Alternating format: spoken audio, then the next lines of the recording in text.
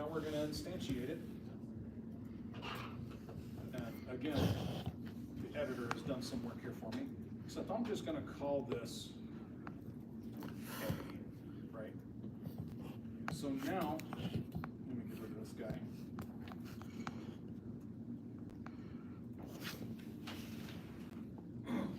If I instantiate this, I'm going to get just a regular object. And I've saved this, right? Okay. Now, you're not going to see anything. Oh, it's still doing its thing.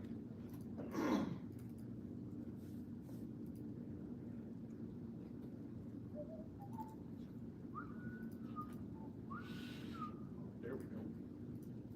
So you're not going to see anything, right? But if let me get rid of demo, come back and get rid of functions, there we go. But now if I print A, and run it again, you're not going to do this every time, are you? Please.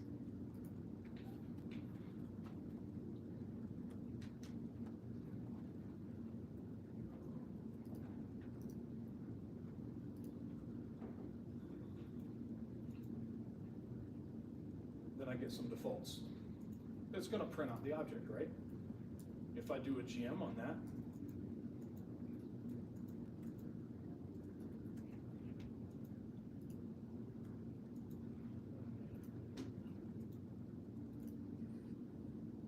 I'm going to start seeing if I can run it in the console better. This is getting obscene.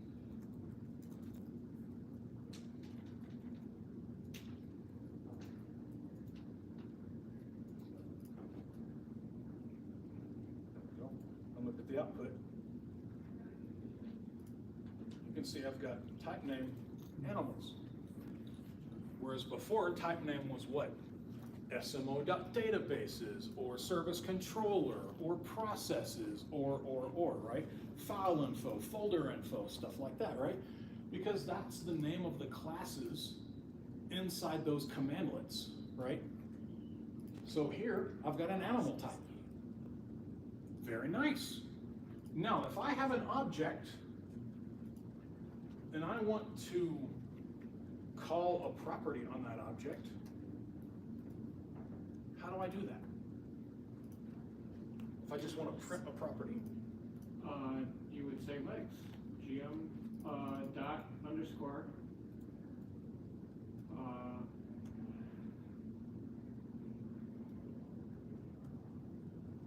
Legs. Legs should return what you have a value for Let's legs, run it but in you the haven't console. assigned any values to legs. Right, so it's it's zero. not going to show you anything. Right, let's clear that screen. So it prints zero, right? Because You haven't assigned it. I haven't assigned it anything. Any values for legs.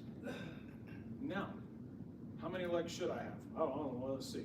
Let's So I'll say one. legs, and I'll just print this again. And if I want to set legs, equals 4. And then I just print it again.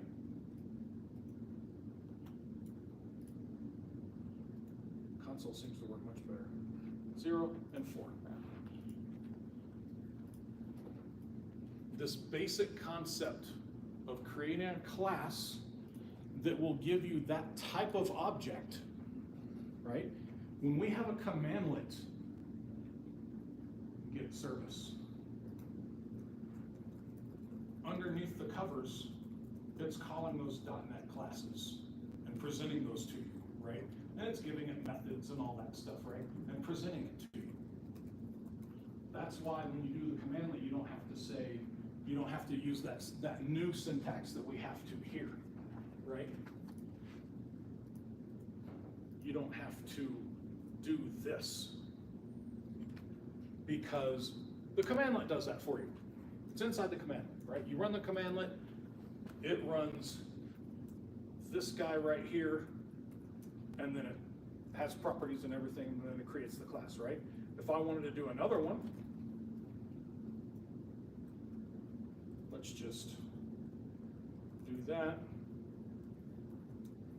And we'll say B, or AB, that's That's even better. So now I'm gonna have two instances just like I did before with the Windows services and the SQL services, right? Each one of these is gonna be managed separately. I'm gonna change this one to 16 legs. And now when I run this guy right here in the console, then I'm gonna get the stuff printed out for each one. There's my 4, there's my 16, right? Now this comes in really, really handy. Everything I've said today that seemed kind of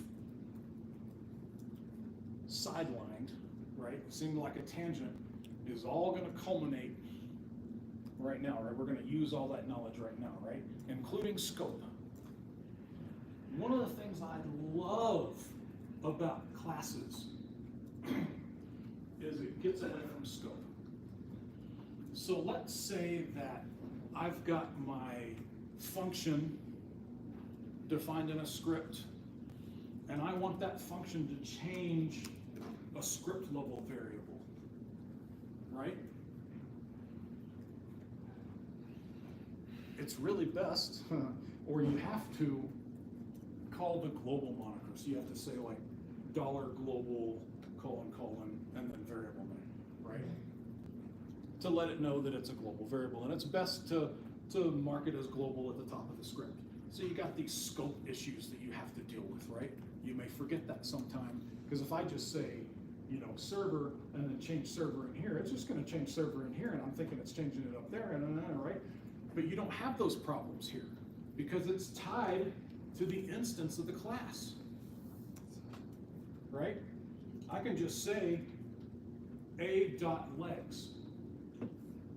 It's automatically global, right? So it's tied to that, and it's a lot more readable.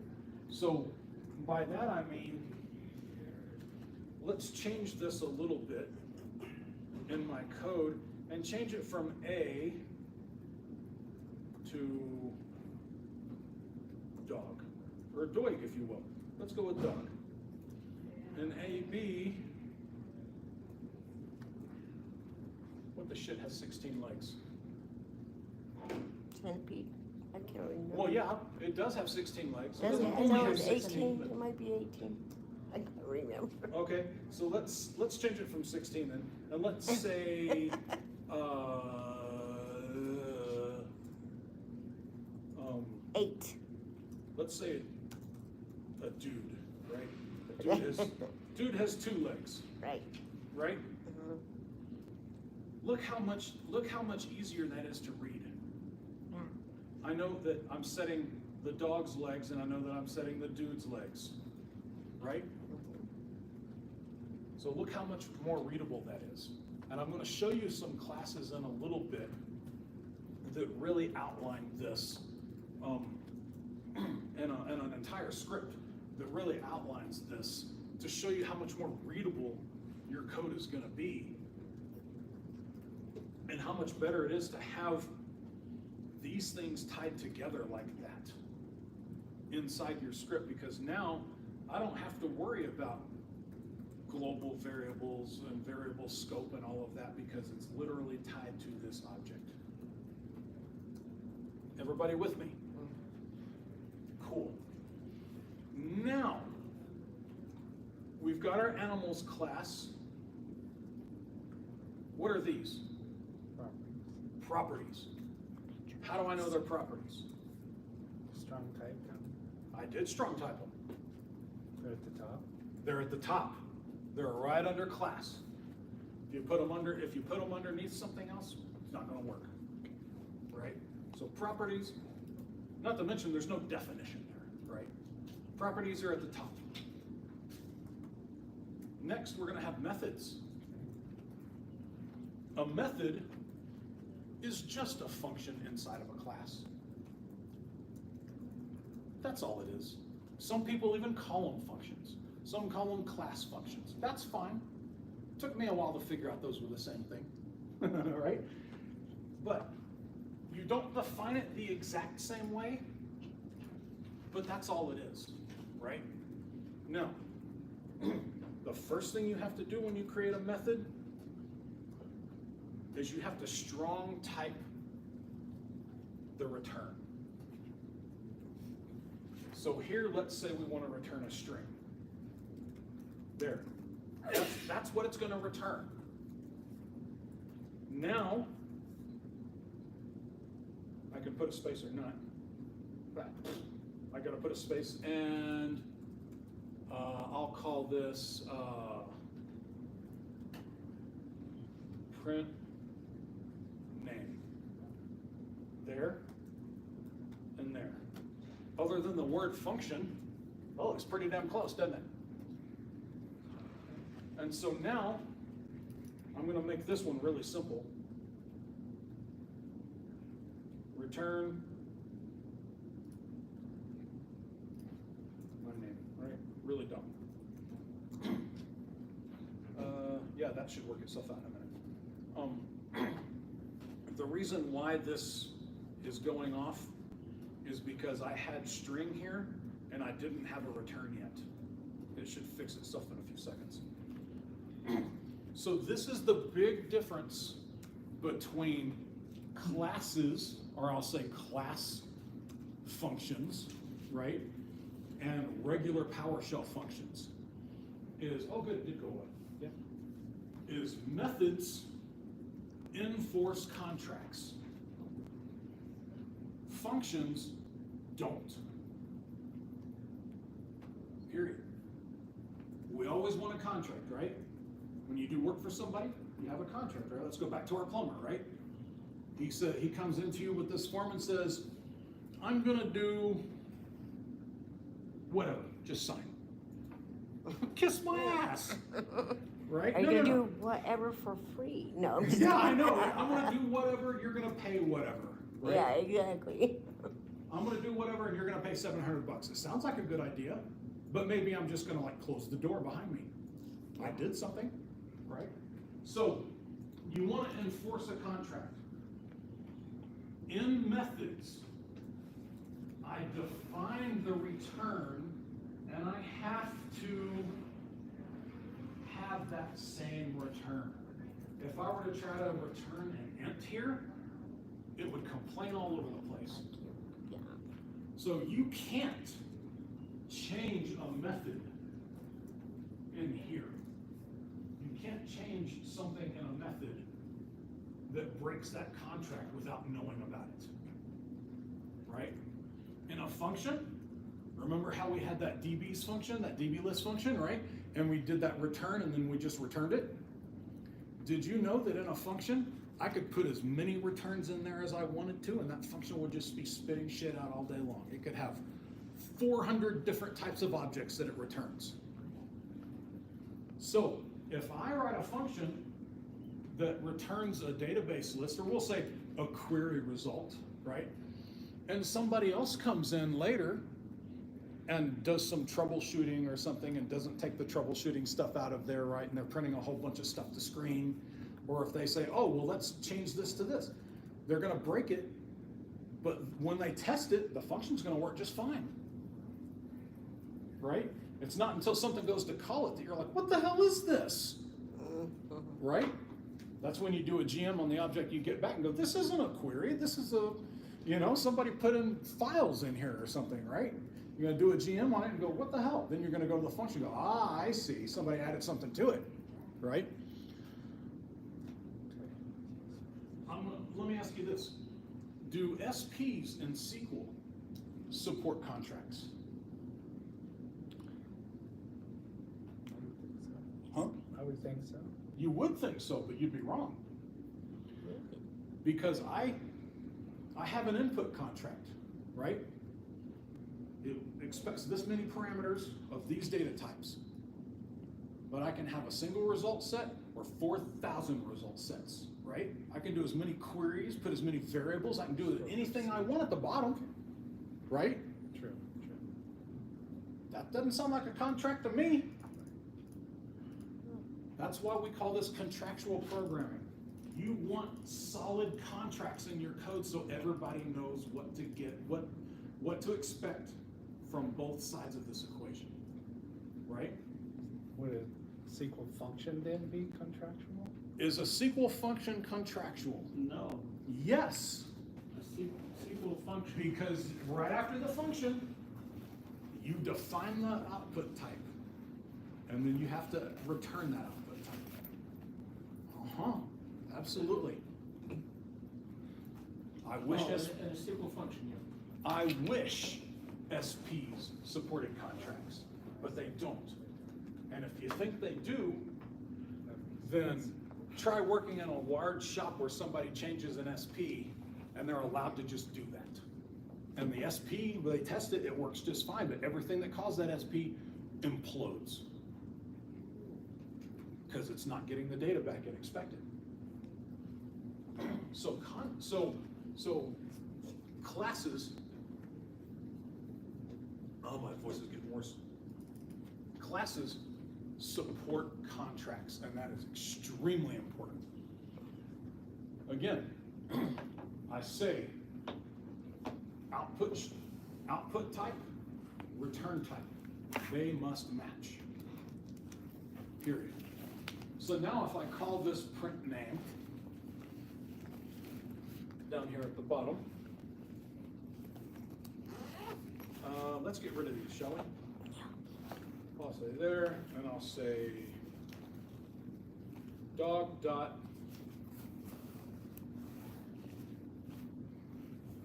for one thing, I call this the same way I do every other method for the built-in classes that come with PowerShell, right? So now I don't have to worry about those jackasinine functions with no parentheses and no commas between the parameters, right? I don't have to worry about any of that bullshit, right? I get back to what I know from the built-in stuff, right? So now everything gets... Oh, because it's a method now. Yeah! So now when I do that, run in console, and I get my name. In your editor, could you do $dog pipe GM just so we can see that method? Yeah. So now, Because we saw the properties. oh, if I want to do that,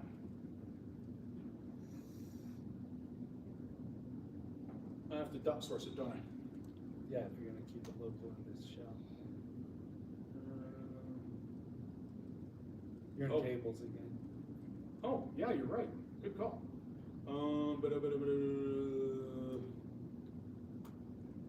There we go. See if that works. Is it is it dot backslash? Yeah. Well, That make a difference? Yeah, I think that'll do it. current directory. There we go.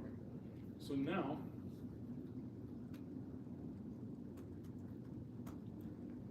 So now you should have a new method. so now I've got one method. Oh, that's animals. Right. And where is my print name? There it is, sorry. There you go.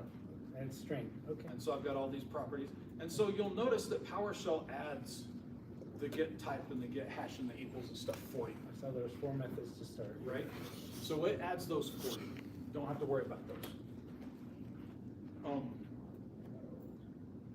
Let's see, yeah. So this looks a lot like everything else that you've seen today, right? That's why I spent so much time on it. Because I wanted you to get those basics down solid so that when we do this, you go, oh shit, that's the same thing. We're just writing our own, right? That's good stuff. Now, if I want a, oh, I gotta go back up here. Now remember,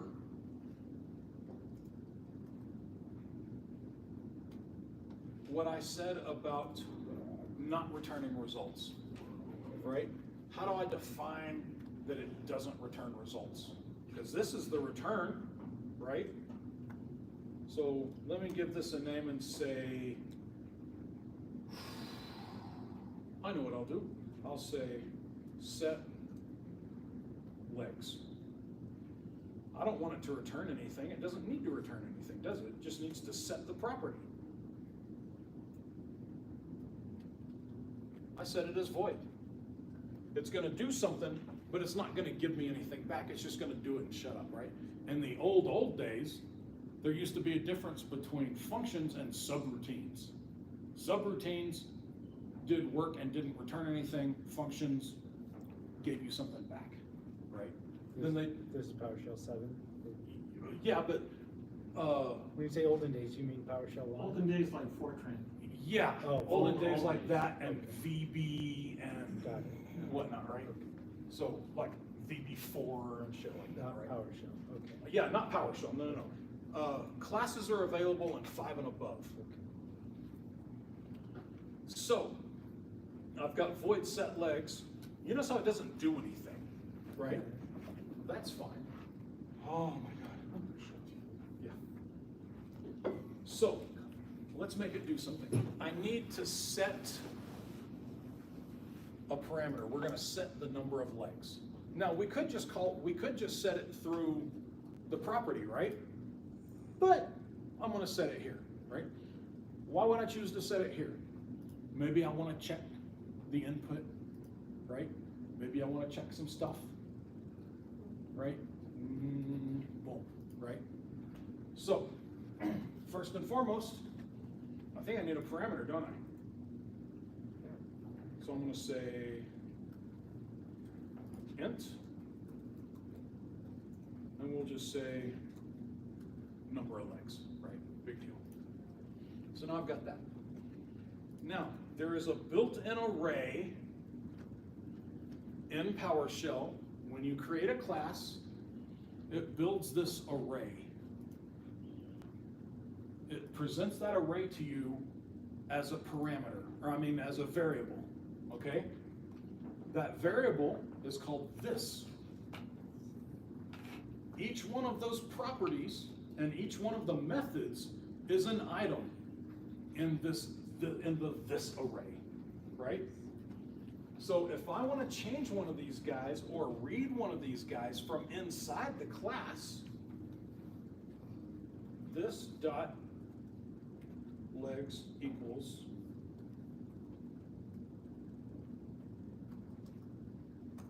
just like that. So now I've set that. You see what I did? I'm taking a parameter. This array includes all of the items inside of here. Because if I want to call one method from another method, it would be this dot method. They're all inside this array. This is a variable that is an array of objects, an inventory list of the class, if you will. And you see this in all kinds of things, right? It's in C#, it's in C, I think it's in C, right? Java. Yeah, it's in Java, it's in VB, Python. VB.net, it's in a lot of things. And it always means this instance of the class. Not this class as a whole, but this instance, because we can instantiate 1,000 of these things if we want to, right? And if I destroy one, nothing happens to the others. So, now I'm gonna set the legs. Beautiful. I'm gonna grab that, and instead of that, I'm gonna set legs. But first, I'll say dog.legs before and after.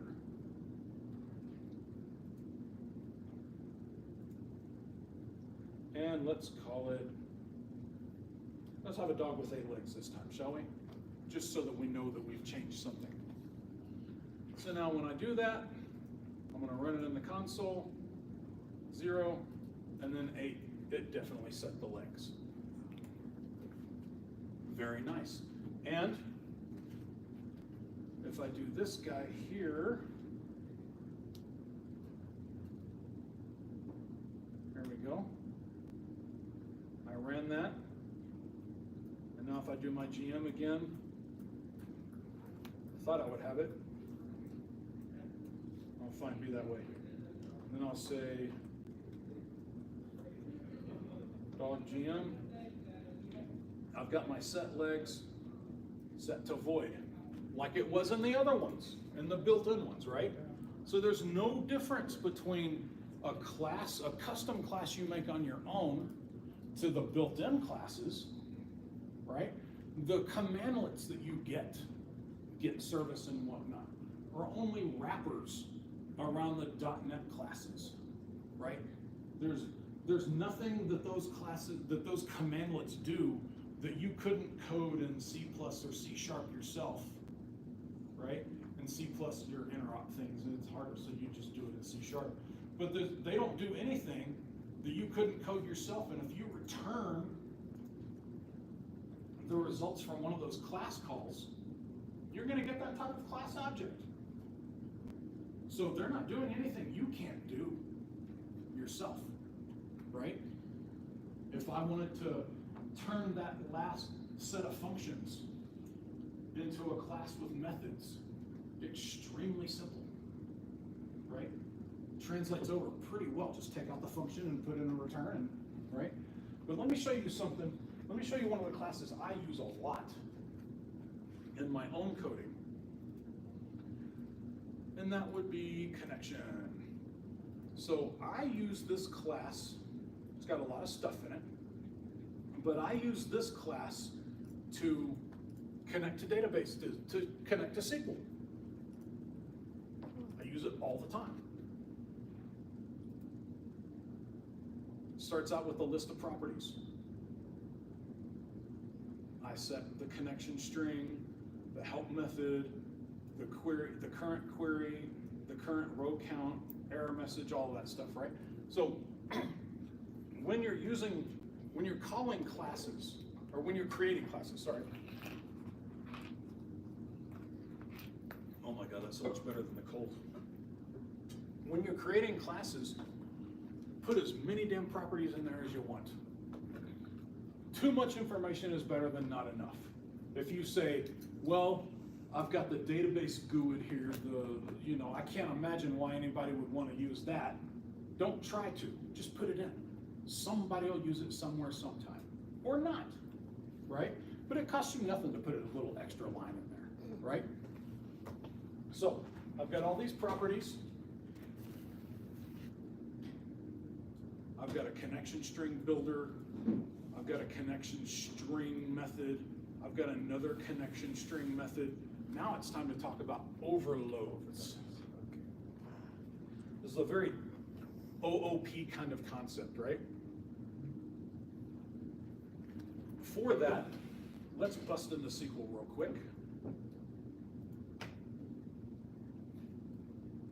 And let's say create procedure P1. And again, this is going to be kind of pseudo-codey, okay? Because this doesn't actually exist. So let's say that I have parameters that I want to put in there. So I'm going to say at A, int, and at B, car1, right? I thought it would just do car, but anyway, so car1. And then as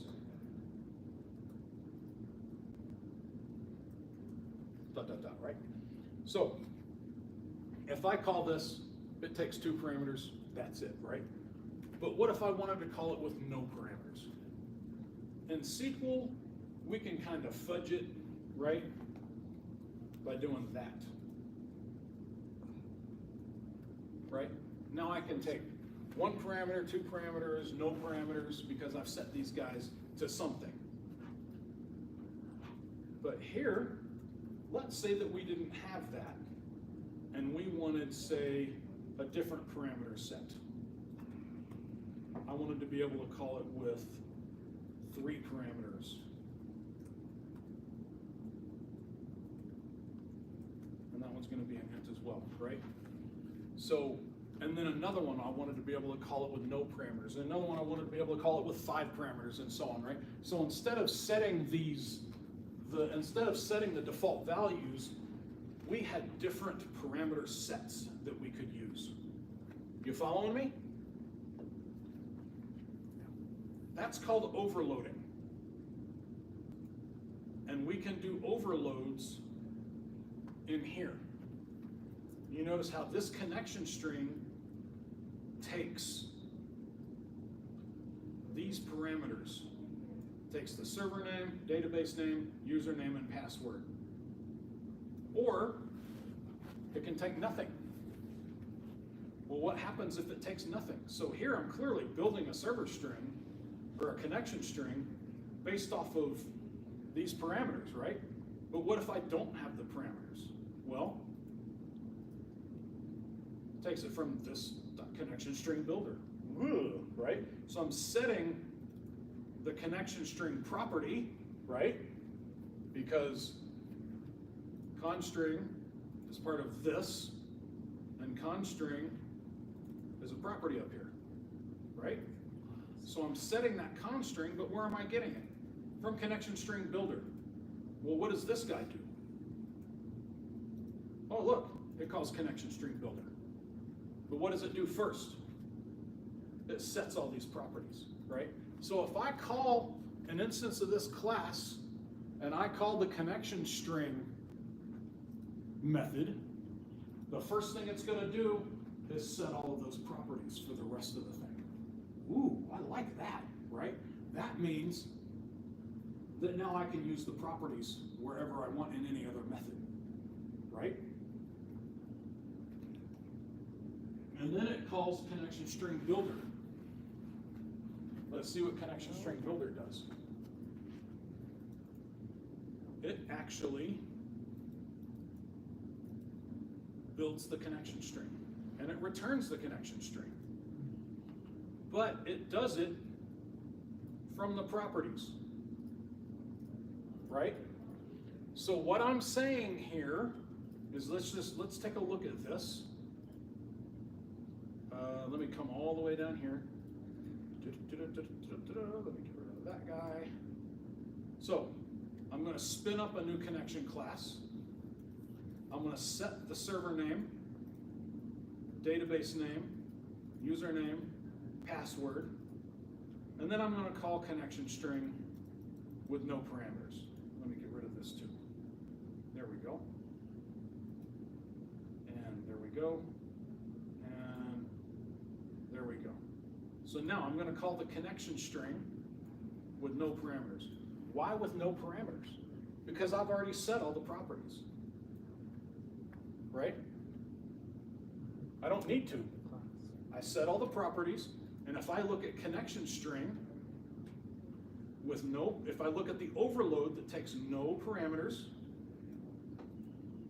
it's going to set the current connection string to the result of this method, right? This being an internal method, I say this dot connection string builder. I come up to connection string builder, and what does it do? It takes everything from the properties, right? So now that the properties are set, I can get my connection string. So let's go ahead and make sure I got the call right. Connection string, and if I look here again at the connection string, it actually returns a string. So it's going to return, it sets the property, and then it returns the property. You notice how everything goes back to the properties? That's a good idea. So now let's run this guy. Run in console, and I get a connection string right there. Right? But you notice how the connection string has overloads, right? It has one overload, or actually it has two overloads. One with no parameters, one with like 4, right? Why is that? That's because, let's get rid of animals. If I come in here and I haven't set the properties yet, I can just pass it in. So this is good end user coding, right? Because I'm saying you can do it either way. You can pass it in, or you can set the properties first. Either way, the properties are getting set, right? I'm gonna set the properties, period. If I call connection string and I get the wrong string, and I go, what the hell, right? Then I can start inspecting properties. And it's like, oh, I see what's going on here, that's why it's doing the thing, right? But if I don't set the properties, I can't do that. So, I always set the properties. I wonder if I have there. Okay, good. So now, and we're moving a little bit faster now, let's talk about constructors. Constructors are mega cool. Love constructors. Constructors can have overloads as well. You can have as many constructors as you need, right? A constructor is a method that gets called automatically when you instantiate the class. So if I want to set properties to a default value, I put them in the constructor. Just this dot legs equals 4, right? So if you don't set the property, your class is going to instantiate with 4 legs, period, right? If I don't set the property, this class could instantiate with a server name of localhost. If that's the one I use it on the most, that makes sense. That way, that's one less thing I have to do, right? So, to make a constructor, it's the same name as the class, and it can come anywhere in here. It doesn't, the properties are the only things that have to be at the top. Everything else can be in any order, okay? And you notice how it doesn't have a return type. Constructors never return. Never, ever, never, never, ever. But let's see what happens when I call this with a null constructor, right? I set the time span. I spin up a new time span. One of the features of this particular class is every time you run a query, it measures how long it took. And stores it in a property. Wow, that's pretty damn nifty. Will anybody ever use it? I have, right? But it's there for you. You run a query, next thing you can do is query the time span property of the class, and it'll tell you how many rows that query returned. Pretty cool. And that's something that you can't do with functions. Sure, I can do that, but then I have to tie it back to a global variable so that I can see it somewhere else, right? Here, it's just part of the object. I don't have to do anything special to get it. So that's all that does. If I call it with these parameters, which is going to be the server name, database name, and connection info, right? Because if I'm going to spin up a connection, I have to have those parameters, right? So what does it do if I pass these variables in? Weird. It not only spins up that same time span, but it sets all the properties. Right? So now, instead of doing all of this mishigas, I can get back down to one line and still call connection string with no parameters, because it takes everything. The string builder, we know, uses the properties. We know that this constructor overload sets all the properties, so we should be golden, right? And indeed, we are golden. Have I gotten past anybody? Everybody keeping up all right? We've done a lot of work today on the basics and building up to this stuff. and I've drilled some stuff into you that I hope is like, of course, I would expect it to work this way, right? Okay. So now we got constructors. Perfect. Let me see. Now, the one thing that you can do in PowerShell, but it's not nearly as easy, and I never remember it because it's a big long thing. I need to write a function or something that does it, is get a list of the constructors in your GM. You can't really do that. In fact, you can't really do it in your GM either. But what I would do, if I really cared that much, if I didn't like have access to the code, or if I were gonna package this up and send it to somebody, is I would just have a method in here that returns the constructors and their parameters and explains them, and then they could just say, you know, dogs.constructors, boom, and it would just come up with the thing, you know, oh, there you go. So it'd just be a bunch of write hosts in there, right? So that's a way that you can solve that problem if you really care that much about it, or you can just open up the code. Now, as far as dry, other than my throat, what does that mean? The same as kiss. Kind of, Kind but of. not quite. Not repeat yourself. Yes, don't repeat yourself. You notice how, where is it? There it is. Connection string builder does one thing and one thing only. It builds this string, right? And everything else, the connection string overloads both call it. So I can change what this guy does, but everybody that calls a connection string is gonna call connection string builder. So if I wanna add a, because you know, look at this. There are a lot more connection string properties than I put in here, right? There's a list this damn long, right?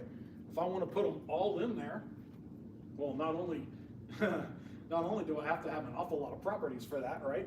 But I could add them here, and then everything else would just take care of itself. And all you gotta do is start setting properties for those things, right? So I haven't repeated myself. I've got this one here that takes these parameters and sets these properties.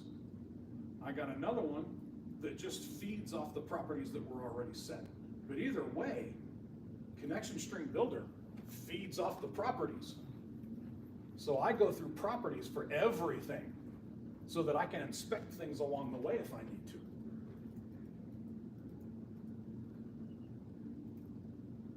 And let's see.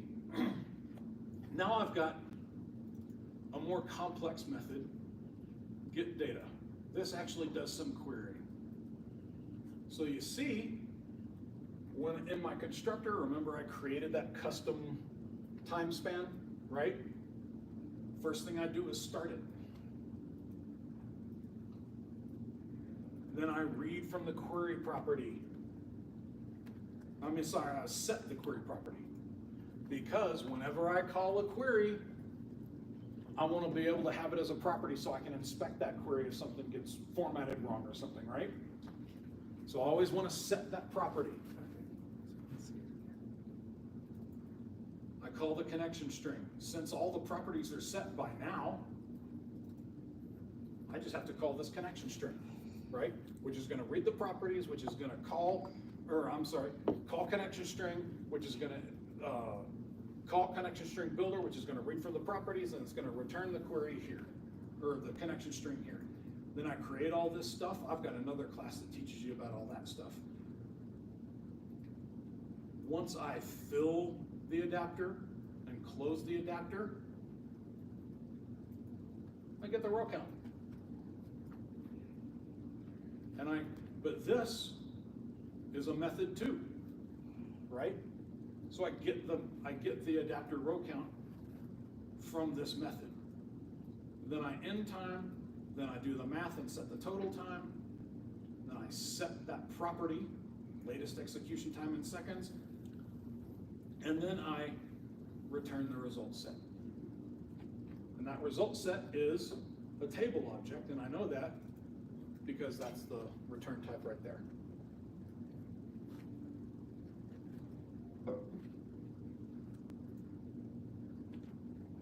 Let me take a look at this. So I'm going to, I don't think it matters which one of these I call. So I'm going to call the shorter one. And I'm going to get rid of connection string as well. And I'm going to set the query for the class right there. So data, then usage, right? So I'm going to call get data with that query. And then let's just do that. So I'm going to query name from sys databases.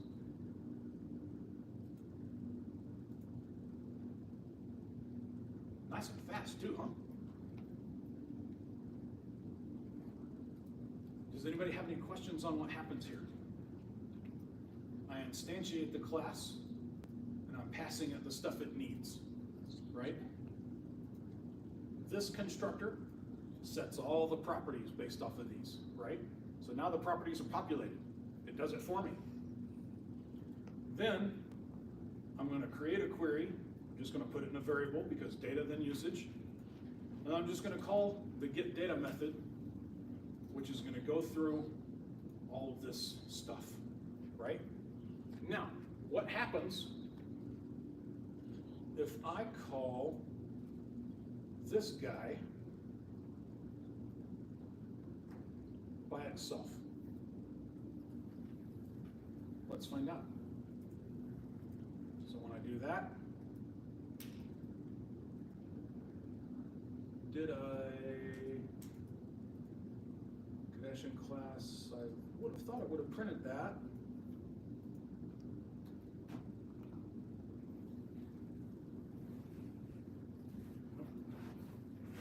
Thought it would have printed that, but let's print I don't want to do that, I don't want to do that. I thought connection class would have printed those properties for me. It should have, actually. Semicolon, do you need or I'm not? sure that, no, semicolons are nice to haves, but it does drive me crazy when it's not there. Try that one more time. Oh, no, that's not it.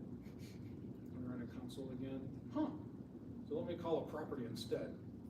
So I'll say connection class dot, was it row count?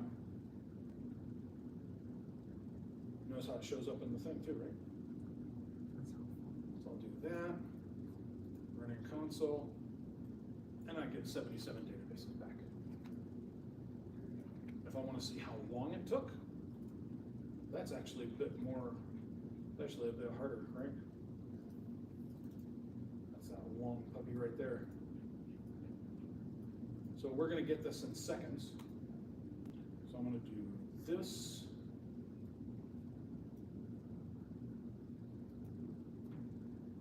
There we go. So now I'm going to call that property. Running console. It took 0 seconds. I mean, it was that fast, right? But let's do this. Inside this one, nope, that's connection string builder, get data. Inside the, after I start the time, I'm going to start a sleep.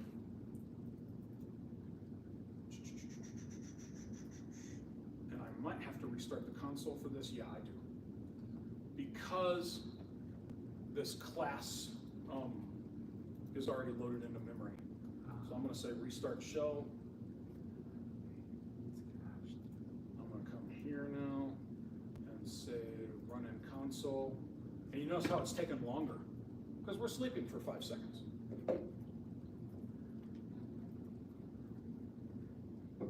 And here at the bottom,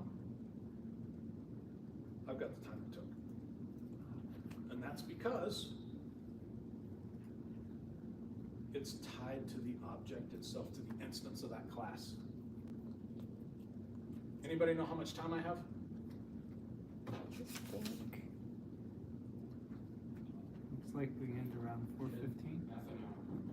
Half an hour. Oh, that's beautiful. Okay. So, and you'll notice one thing. Let me pull this up again. Good, I'm in Studio Files. Let's do that. Let's see if nope, I don't have this one. So let's do, yeah.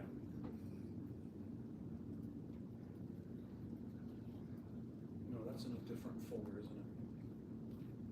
Yeah, that's in a different folder. So let me go to that folder.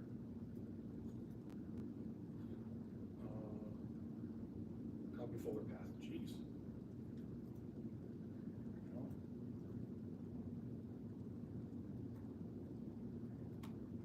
we go.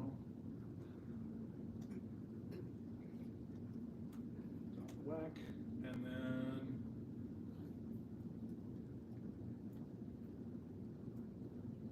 connection on PS1. And now let's dot source that. I should have taken that sleep out of there. Okay, here we are. So now, if I say, let me come back here and get this connection class variable, and if I print this variable here and do a GM on it, so this is my connection class. My methods: execute non-query, get data scalar, help, right? And then all these properties. But there's one thing you'll notice here that's a little bit different from the ones that they put in, the ones that are built in, right? Is every single one of these are get and set. So I can read and write from every single one of them. Even though I didn't define my get and set at the top when I defined my properties, they're all get and set, right? That's never going to change. That's one of the things that the compiled languages like C# have over PowerShell classes, is you can mark things as read-only or read-write. Here, they're all read-write. Nothing I can do about that. They're always going to be that way. Now,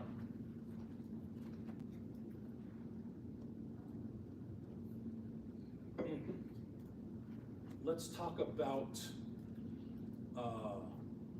the overloads. So you notice here in connection string, this method right here, how it says it takes a string, or it returns a string, and then it takes these guys, right? But there's more than one, right? There are overloads. And we've got this ... over here, right? Even in the built-in ones, and it's a good idea to always format it differently so that you can see the overloads and see which one you might want to use. So like, for instance, if you're creating a SQL login, when you're under logins, you're going to have a login class, right? And if you go to create a login, are you going to pass it a username and password? Only if you're creating a SQL login. What if you're trying to create a login from a Windows user, right? So that's a good usage right there for overloads, right? Calling the same method, create, and in one of them, you're going to pass it that username, that Windows user, and in another one, you're going to pass it the name and the username and the password and all that kind of stuff, right? And another one, you might pass it the password hash. It may have 3 overloads or 5 overloads, right? You can have as many as you want, just as you can have as many constructor overloads as you need. So to do this, if I want to see these overloads, there we go. There we go.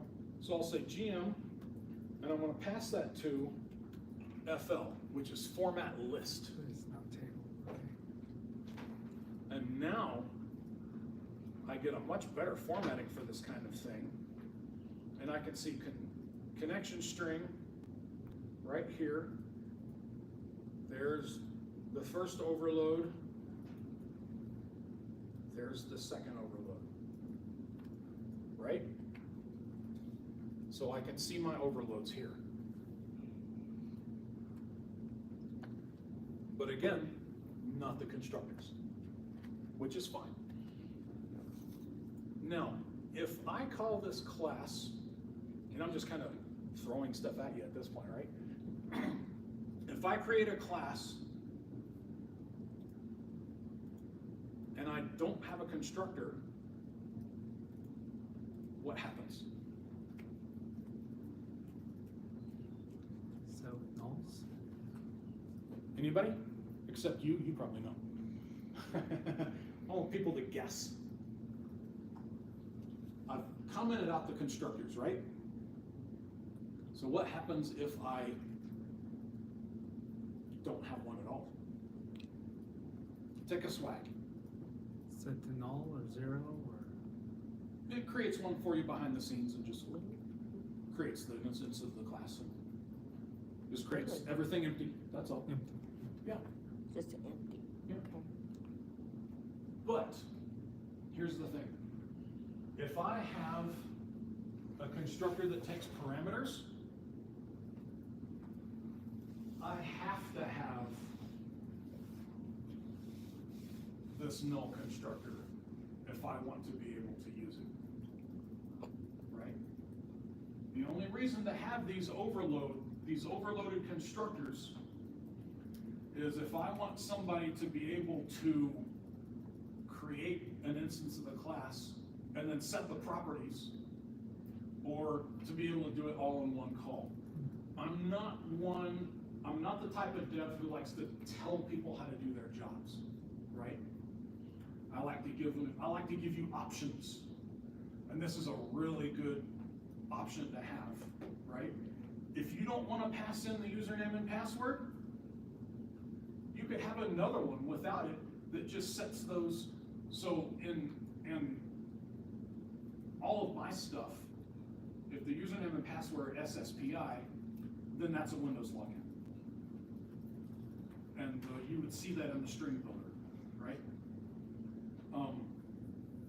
So here, if I had a constructor for SQL and a constructor for Windows, I could just say,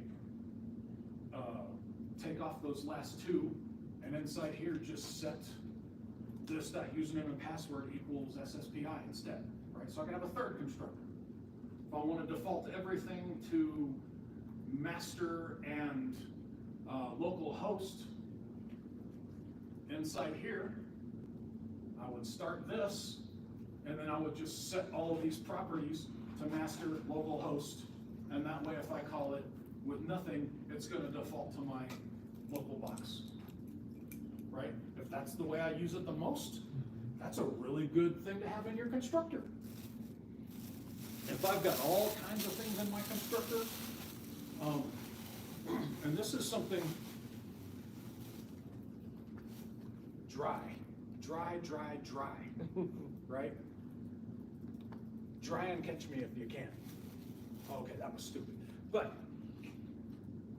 if I've got a whole bunch of stuff that I need to do, let's say that I need to call this custom time span, and I need to set these properties, and then I need to calculate a couple things or validate a couple things that the properties are doing right and everything, right? I would create another method, put all that stuff in there, and then just call it from all the overloads. So if I decide, oh, well, I need to do this too inside the constructor because I want it to do this every single time this comes up, right? So I may want to add to my connection class, I may want to add SMO shit in here. So I may want to create, I may want to load SMO in here, right? Load the SMO DLO. Well, I want that to happen when the constructor goes off. So I'll put that in that method. All the constructors now call that. And here's the cool part. there's a bunch of stuff you're gonna use. I'm gonna put these back now. There's a bunch of stuff you're gonna use in here that the users don't care about. Start collapsing some of these guys. And so those guys are marked hidden. Because all I'm doing here is creating a connection object and opening it, right? And I call that from get table and get data scalar and stuff like that, right? They're the different methods of calling different types of SQL, right? But they all create the same connection and they all open the connection dry, right? If I need to set another one of the command properties, I got one place to do it and they all get it, right? And your connection close is hidden too then? I'm sorry? Is your connection close hidden too, right below it? Yes, okay, yeah. Yep. And all it does is close the connection. But if I need to do something else, it does it for me. I mean, it's done in one place. So hidden, you'll notice that connection create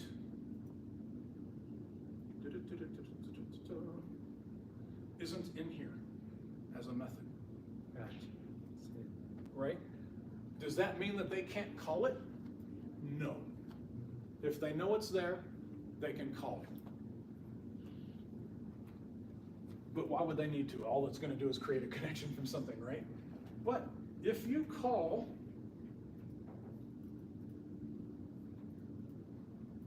with dash force,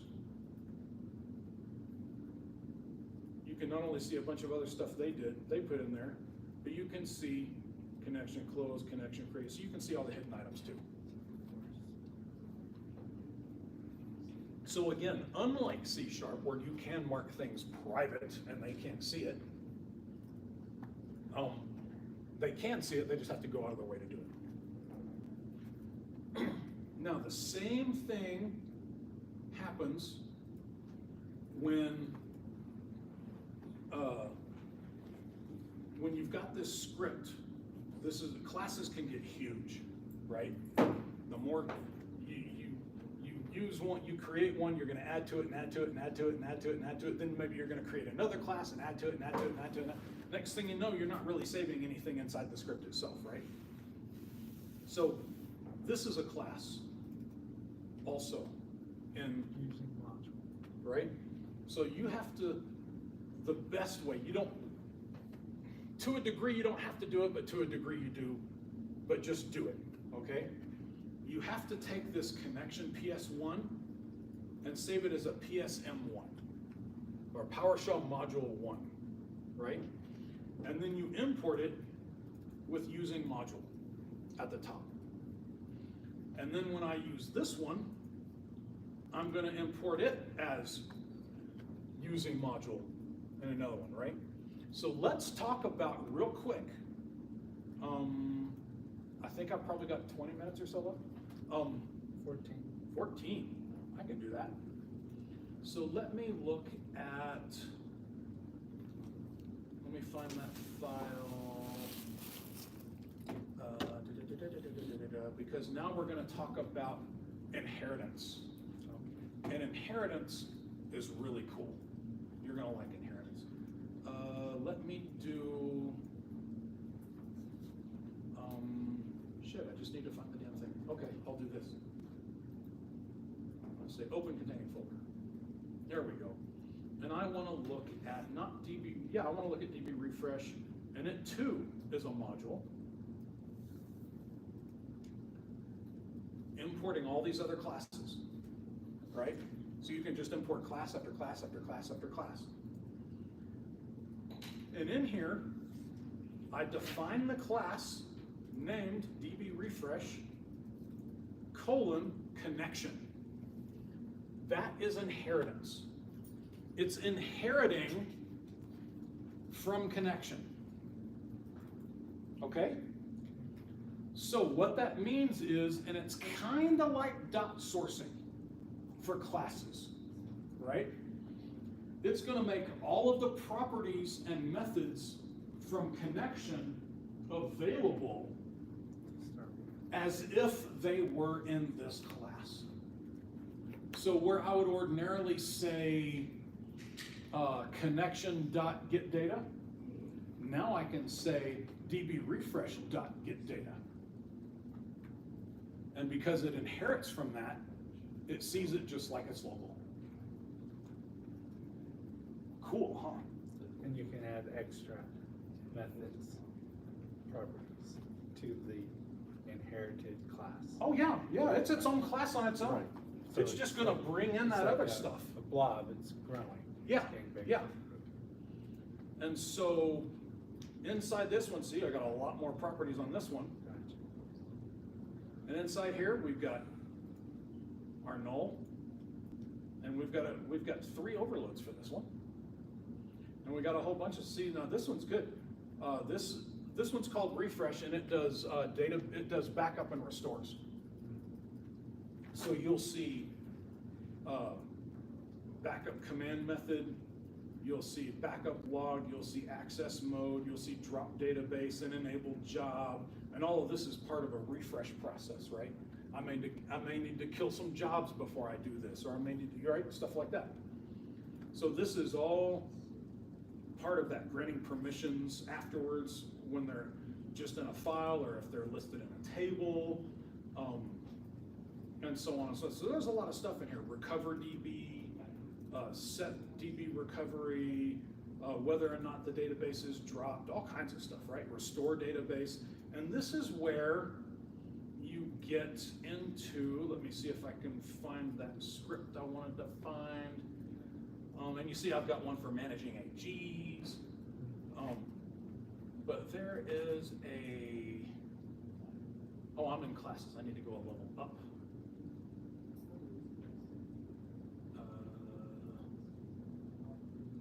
Let's call this job mate? I don't think so.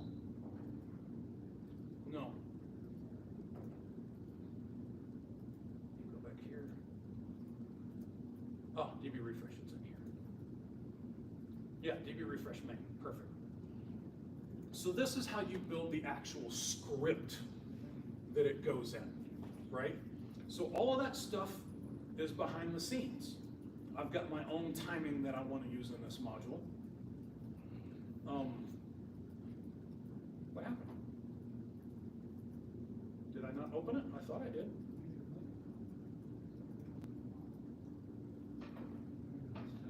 It's not opening, right? I'm not crazy?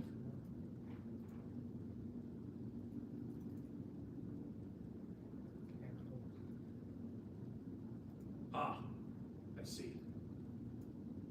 Maybe I have it local instead. Let me go to C instead.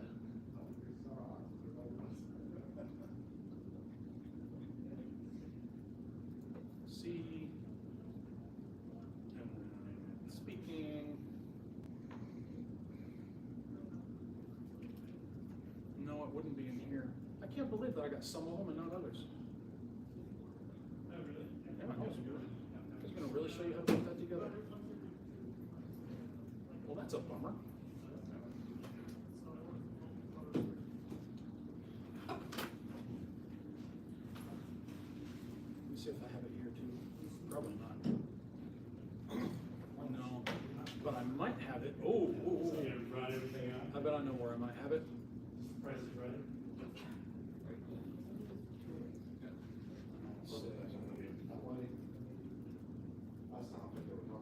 Refresh. There we go. This will work just fine.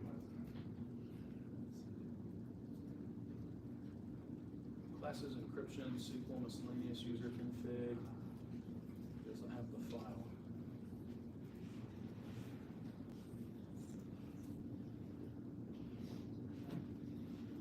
Shouldn't be in here.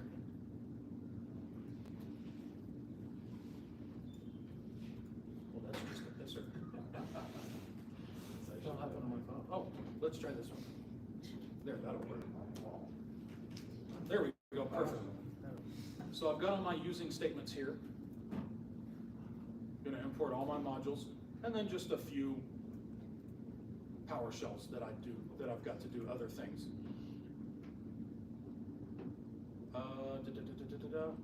Set up refresh objects in SQL. I'm just setting these classes, right? I instantiate a class, the connection class, and then I set all the properties. And then, this is just path stuff I don't have to worry about, just regular kind of stuff, right? Setting my variables. Again, nothing special in here. And I'm looking for batch level prescripts for each DB. These are my loop variables. I'm going to instantiate my classes now for each database. I got some folder shares and create paths to do. You notice how I've got my own file management classes, right? DB backup is an instance of DB refresh. DB restore is an instance of DB refresh because it has backup and restore methods, right? So this is what I'm talking about when I say it makes your code a lot easier to read, because here I can see that this is the time span for the share folder. This is me logging the data, the process data. This is me backing up the database, right? DB backup, I've already set that object and the server name and the username and the password and all of that, right? And then when I go to restore, I'm already going to have that restore because I've got the destination database and the destination server and all of that, right? So it's a lot easier to read when I can say DB backup, log data, and then come down here and say restore. And do I want to drop the database? Do I want to use move? What's the source? What's the backup file path? What's that? Get the ID details. So you can set all of these properties and you know exactly what they belong to. It's a lot easier. And if I've got everything set the same and I just want to change the database or the server name in between or the database name in between, I just set those properties and then the rest of it runs. See how lovely that is? Look how easy that is to read. That's just beautiful. I instantiate all my classes at the top. After that, I just set properties throughout the rest of the script and run methods. Drop whole database? Okay, which database do I want to drop? This one. Simple. Do I want to use with move when I do my restores? Apparently I do. So, and then move data to this path. I set it to that variable. And it's that simple. If I want to grant permissions to the database, well, I've got DB ops that I set up there, and so on. With everybody coming in, it looks like we're running out of time? Yeah. Okay. All right, I'm going to end on this. I took you through what it usually takes me a year to get through with most DBAs. So I don't expect you to remember all of this. I wanted you to have a really, really good foundation for learning on your own. I've got a 5 or 6 hour course on custom classes alone on midnightdba.com, 100% free. Go for it, right? As well, talk to ChatGPT. ChatGPT. Talk to ChatGPT. You can give it code and say, explain this to me. And if you don't understand a particular section, say, explain this further. I don't understand why this is like this. It's really good at explaining things like that. You can even say, I don't understand this. Give it to me in a race car metaphor. And it'll give it to you in a race car metaphor. It's really nifty. So, take what you've learned here, practice it on your, start using classes, forget functions. I don't use functions anymore for the most part, every now and then. Start using custom classes, you're really gonna enjoy it. And that's it. That's all I got. Let's put that slide back up real quick, Okay. just so as you know where to get these recordings. Thanks for hanging out all day, guys. Yeah.